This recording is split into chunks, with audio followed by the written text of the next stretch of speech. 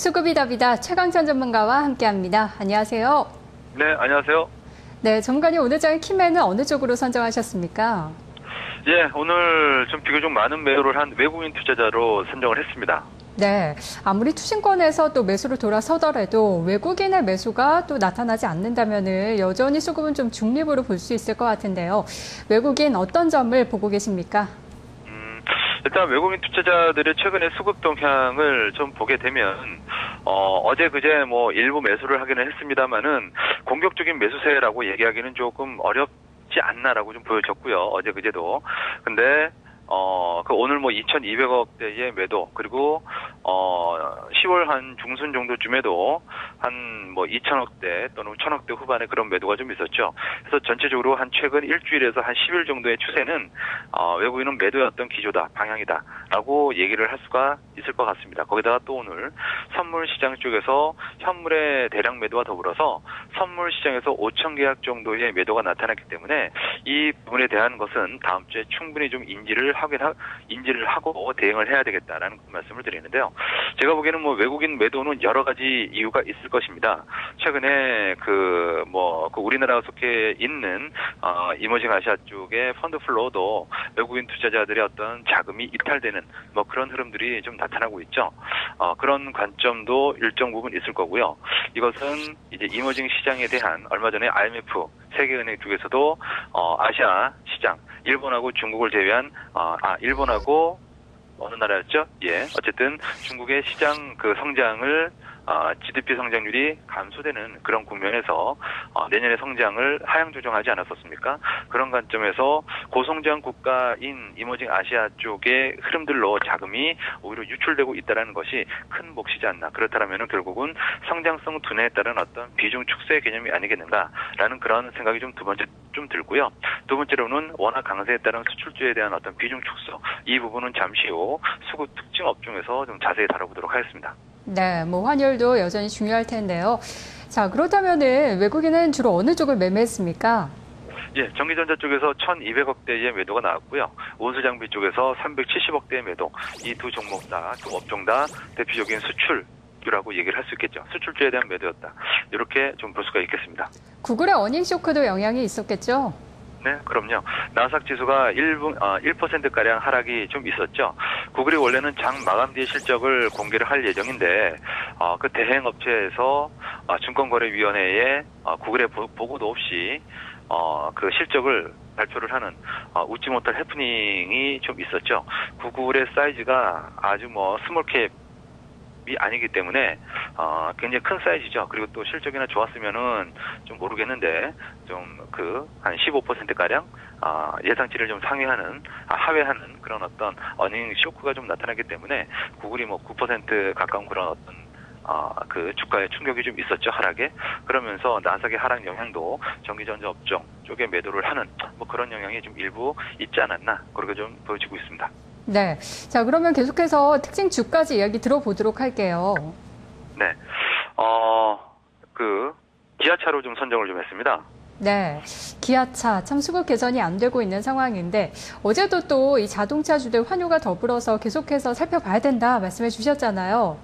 네. 자, 이것을 어떻게 봐야 될까요? 환율은 오늘 일단 숨고르기를 하긴 했는데, 일단 계속해서 워낙 강세가 좀 진행이 될 것으로 전망이 되다 보니까, 자동차주가 과연 얼마나 4분기에 힘을 낼 수 있을지 걱정이 많이 되거든요. 네. 기아차가 8만 원대 뭐 중반서부터 6만 6천 원대까지 6개월 동안 뭐 한 40%가량 주가가 하락을 했고, 최근 뭐 한두 달 동안에만도 30%에 육박하는 20% 이상의 중장기 하락이 나타나서 기아차에 투자하는 분들은 기가 차다, 뭐 이런 얘기까지도 지금 뭐 웃지 못할 뭐 그런 얘기까지도 지금 많이 하시는 걸로 알고 있습니다만은, 네. 반등은 작고 하락할 때는 또 깊게 하락하는 뭐 그런 흐름들이 좀 나타나고 있습니다. 일단 수급 동향 자체가요.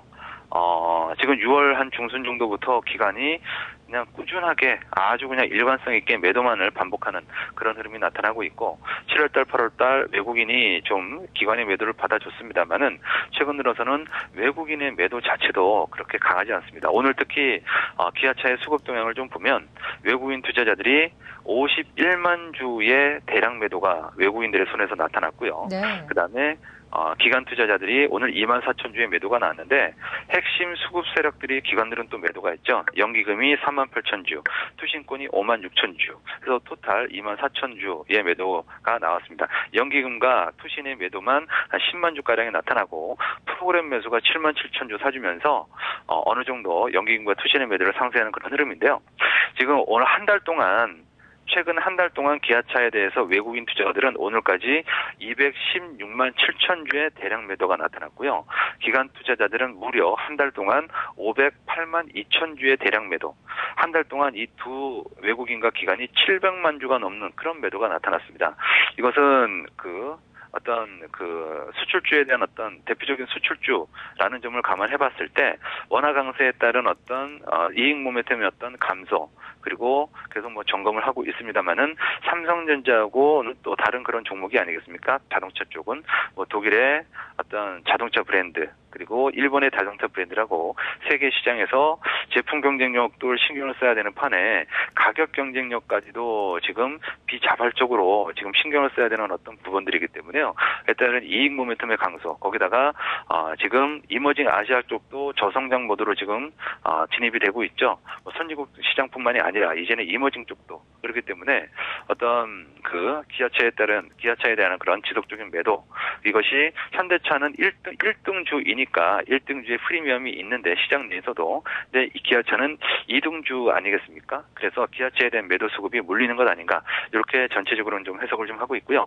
지금 오늘 달러 원 환율이 1원 정도 하락을 해서 1103원 30전입니다. 환율이 좀 반등을 할 듯 말 듯한데 오늘 시장 흐름도 외환시장에서 정강 후약이었죠. 아침에는 환율이 1106원대까지 가다가 오후장 2시 넘어서 급격하게 환율이 또 강세 흐름이 나타나면서 12시에 1106원 하던 게 종가는 1103원 정도 3원가량 또 고점 대비 하락하면서 이렇게 마감이 됐거든요. 아시아통화절산과 위안화의 강세 그러면서 우리나라의 통화도 지금 강세 국면이 나타나고 있는 그런 흐름이고 원자바오라든가 그다음에 오바마 대통령도 그리고 벤 버냉키 FRB 의장도 지금 원하는 상당히 지금 강세 국면으로 당연히 가야 되는 어떤 압력을 좀 주고 있죠. 그런 흐름과 맞물려서 지금 추세적으로 좀 하락하고 있는 흐름인데 1,100원대의 어떤 반등이 나타날 수는 있다라고 좀 보여집니다. 그런데 그것이 반등 이후의 기조 자체 그리고 추세 자체가 지금 무섭게 하락하고 환율의 추세와 기아차의 추세는 동일합니다. 딱 똑같은 그런 흐름이 나타나고 있기 때문에 만에 하나 다음 주가 될지 다다음 주가 될지 언제든지 1,100원이 이탈이 되게 된다라면 현대차, 기아차뿐만이 아니라 또 삼성전자뿐만이 아니라 어떤 수출주에 대한 어떤 불안한 컨센서스가 형성이 될 가능성이 있다라는 그런 계속 좀 점검을 해봐야 되는 상황 아닌가 그렇게 좀 보여집니다. 알겠습니다. 전문가님 말씀 고맙습니다. 네, 고맙습니다. 수급이답이다 최강천 전문가와 함께했습니다. 넥스트 1분은 여기까지입니다. 잠시 후 2부로 돌아오겠습니다.